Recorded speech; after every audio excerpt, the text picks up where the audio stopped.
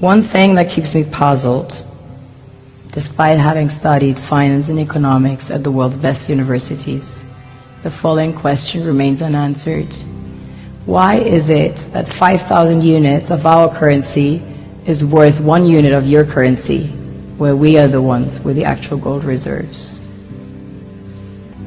It's quite evident that the aid is in fact not coming from the West to Africa, but from Africa to the Western world. The Western world depends on Africa in every possible way, since alternative resources are scarce out here. So how does the West ensure that the free aid keeps coming?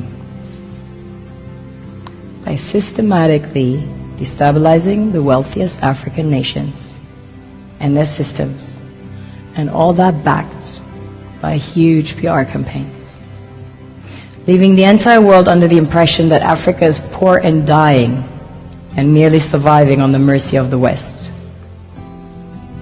Well done, Oxfam, UNICEF, Red Cross, Life Aid, and all the other organizations that continuously run multi-million-dollar advertisement campaigns depicting charity porn to sustain that image of Africa globally. Ad campaigns paid for by innocent people under the impression to help with their donations. While one hand gives under the flashing light of cameras, the other takes in the shadows. We all know the dollar is worthless, while the euro is merely charged with German intellect and technology, and maybe some Italian pasta.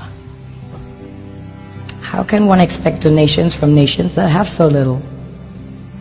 It's super sweet of you to come with your colored paper in exchange for our gold and diamonds.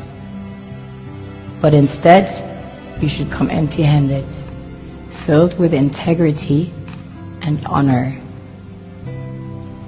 We want to share with you our wealth and invite you to share with us. The perception is that a healthy and striving Africa would not disperse its resources as freely and cheaply, which is logical. Of course, it would instead sell its resources at world market prices, which in turn would destabilize and weaken Western economies, established on the post-colonial free meal system. Last year, the IMF reports that 6 out of 10 of the world's fastest growing economies are in Africa, measured by their GDP growth. The French Treasury, for example, is receiving about $500 billion year in, year out, foreign exchange reserves from African countries based on colonial debt they forced them to pay. Former French President Jacques Chirac stated in an interview recently that we have to be honest and acknowledge that a big part of the money in our banks comes precisely from the exploitation of the African continent. In 2008, he stated that without Africa, France will slide down in the rank of a third world power. This is what happens in the human world, the world we have created. Have you ever wondered how things work in nature? One would assume that in evolution the fittest survives.